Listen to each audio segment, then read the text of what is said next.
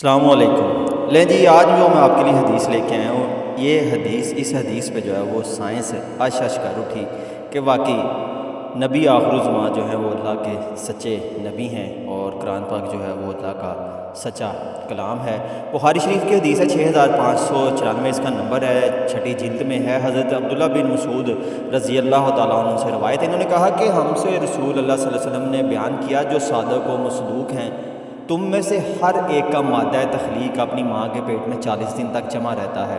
پھر وہ اتنی ہی مدت میں خون بستہ جمے ہوئے خون کی شکل اختیار کر لیتا ہے، پھر اتنے ہی عرصے وہ گوشت کا لوتھڑا بن جاتا ہے، پھر اللہ تعالیٰ ایک فرشتہ بھیجتا ہے اور 4 باتوں کا حکم دیتا ہے، اس کی روزی، اس کی عمر، اس کا نیک یا بد ہونا، یہ سب لکھ لیتا ہے۔ پھر اس میں روح پھونکی جاتی ہے، اللہ کی قسم تم میں سے ایک شخص اہل جہنم کے عمل کرنے لگتا ہے، حتیٰ کہ اس کے اور دوزخ کے درمیان صرف ایک ہاتھ کا فاصلہ رہ جاتا ہے، تو اس پر اس کی تقدیر غالب آ جاتی ہے اور وہ اہل جنت کے کام کرنے لگتا ہے، پھر وہ جنت میں داخل ہو جاتا ہے۔ اسی طرح ایک شخص اہل جنت کے کام کرتا رہتا ہے، حتیٰ کہ اس کے اور جنت کے درمیان 1 یا 2 ہاتھ کا فاصلہ رہ جاتا ہے، تو اس پر تقدیر غالب آتی ہے اور وہ اہل جنت کے کام کرنے لگتا ہے اور دوزخ میں چلا جاتا ہے۔ اب دیکھیں، یہ جو زائگوٹ کے ایمبریو کے ایمبریالوجی کے جو کانسیپٹ ہیں جی کہ 40 دن جو ہے ماں کے پیٹ میں جو ہے وہ خون کا لوتھڑا جو ہے وہ رہتا ہے، جو مادہ تخلیق ہے وہ 40 دن ماں کے پیٹ میں جمع رہتا ہے، پھر وہ گوشت کا لوتھڑا جو ہے وہ بنتا ہے، اور پھر اس کے بعد جو ہے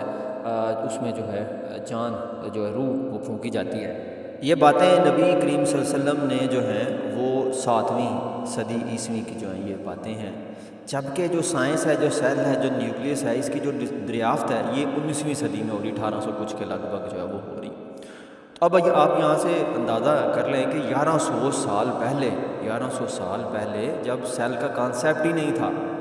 تب ایسی باتیں کرنا، اور آج جو ایمبریالوجی ہے وہ ان چیزوں کو سچ ثابت کرتی ہے کہ واقعی ایسا تھا، تو آپ امیجن کریں کہ کیا ایسا ہو سکتا ہے کہ کسی کی اسی طرح کی جو کئی بات ہے وہ حرف بحرف جو ہے